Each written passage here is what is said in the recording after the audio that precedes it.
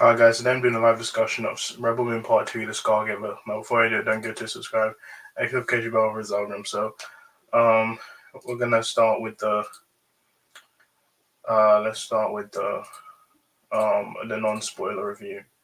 Um so it's a 2024 um epic space opera from directed by Zack Snyder from a direct se- a direct sequel to Rebel Moon Part 1, A Child of Fire. The film takes place on Moonvent, where Korra and the crew of warriors venture to help the farmers to defend and fight for their home against the Motherworld. Sophie Botella, Jim Hounsu, Ed Screen, Michael Huseman, Donna Ray Fisher, Stas Nair, Frafi, Elizabeth Duffy, Charlotte, Maggie Stewart, Martin, Carrie Elves, and Annie Hopkins all reprise their roles from the first film. And yeah, this came out yesterday, and I did a review on it yesterday. And I really wasn't even looking forward to this, mainly because I did not like the first one that much. And I was like, oh, this could probably be the same thing. I saw the trailer, I was like, it was good.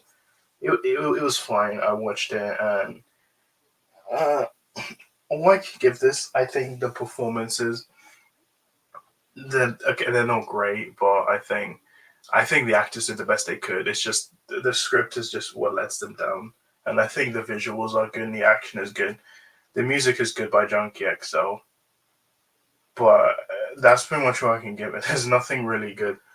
That's just spoilers now. Um, so Korra survived more respect of fire defender against the Motherworld led by. Yeah, it pretty much picks off where the last one left off. So um, I think the cast is really good. I just feel like the script just lets them know. And so Snyder, I don't want to get into the whole Snyder fandom because primarily because I'm over it to this point. And okay, the whole thing with Rebel Moon, the reason why it came about was because Zack Snyder basically pitched it to George Lucas. Um, it was going to be an R-rated Star Wars film. Then I think George Lucas turned it down. He rejected it. This was just before Disney was going to buy Lucasfilm, and then basically he took it to Netflix because after the whole Justice League thing, he went to Netflix, and then they wanted like a space of thing, and then he's like, oh, I have this like script, and they said, oh, we can let's just do that. So they do it. First, we had Army of the Dead, which I hated it. I did not like that movie. That movie was terrible. And then we had Army of Thieves, which wasn't. Zach did not direct that one. That was the the one who was in yeah, Army of Thieves. This was a prequel. It starred it was Matthew Haifa. He was in Army of the Dead. He directed that one, and that one was much better than Army of the Dead. Then we go to Rebel Moon, and this was basically supposed to be like the next Star Wars. And like I watched it. It was a Christmas. I did a review on it, and it was just terrible. They said this was gonna be the next Star Wars, and I'm like Disney Star Wars. Like as much as I love Force Awakens, the Last Jedi is okay. Like the Rise Scout is not good. I like Solo. I like Rogue One, but like this was not taking out Star Wars. The amount of Snyder fans said that it was is just so laughable at this point. And like, and then we just had Dune. Maybe Dune Part Two came out a month ago, and that movie's great. I think it's probably my favorite movie this year. Um, but yeah, they actually thought this was going to take down Star Wars. And here's the thing: I feel like Zach. Okay, he's not one of my favorite directors. I'm not going to say he's like one of the best directors that these Snyder fans claim he is. I just feel like um, I feel like he's I like his movies. Okay, there's some I don't like. Like I don't like Sucker Punch. I don't like Rebel Moon 1 or 2, and I don't like Army of the Dead. But I like Dawn of the Dead 300 Watchmen. I like The Legend of Gahul, the Owl movie he did, like Man of Steel BVS, the Ultimate Edition, and like Zack Snyder's Justice League. So he has done good movies. He wrote Army of Thieves. I think he wrote Wonder Woman. He wrote the story of it. Um, well, Alan Hainberg helped a lot and Jason Fuchs. But I feel like Zach, I think if it just wasn't for his ego, I think he could probably be a good director. But his ego just gets in the way so many times. And I feel okay, I don't want to blame all of it on Zach because I think most of the fans are. But I feel like if Zach backed away from these fans a long time ago, I don't think it would have been as bad as it was. Like after Zack Snyder Justice, if he said that it wasn't going to continue like the Snyder stuff like with DC, I don't think it would have been as bad, but you can tell the Snyder fans they just don't really care about this franchise.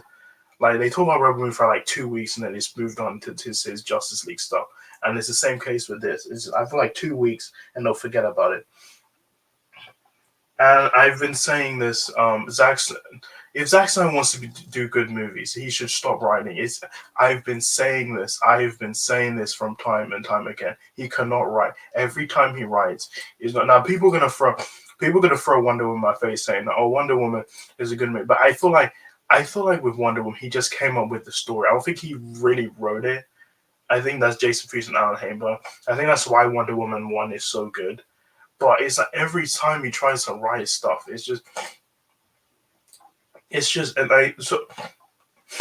okay. So Dawn of the Dead, Dawn of the Dead. James Gunn wrote that.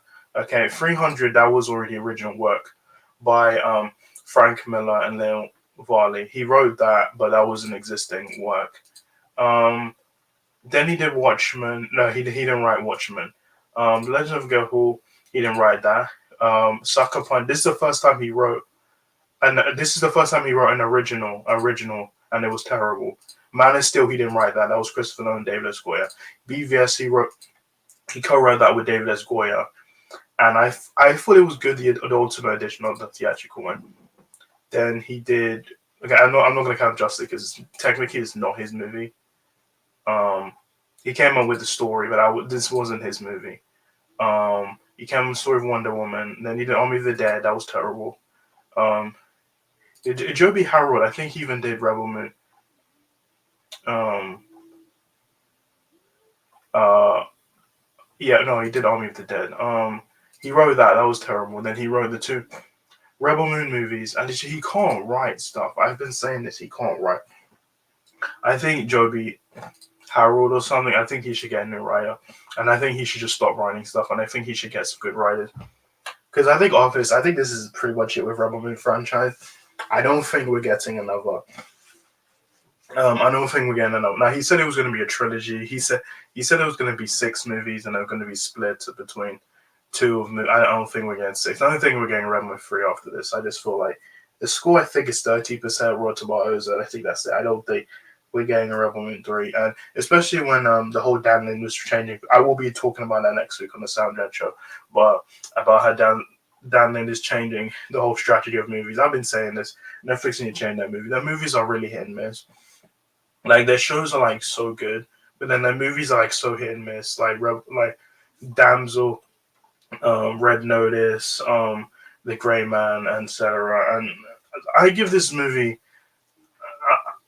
I gave it a 6 out of. I might give it a 6 out of 10. Like it's not good, but it's not great. But I'm not gonna say it's terrible. I didn't like it, but I give it a 6 out of 10. That's pretty much it. I don't know what my next one live discussion would be. It might be Kingdom Planet of the Apes. That's I think May, around in May. But yes, guys, so much for my videos. My next and bye.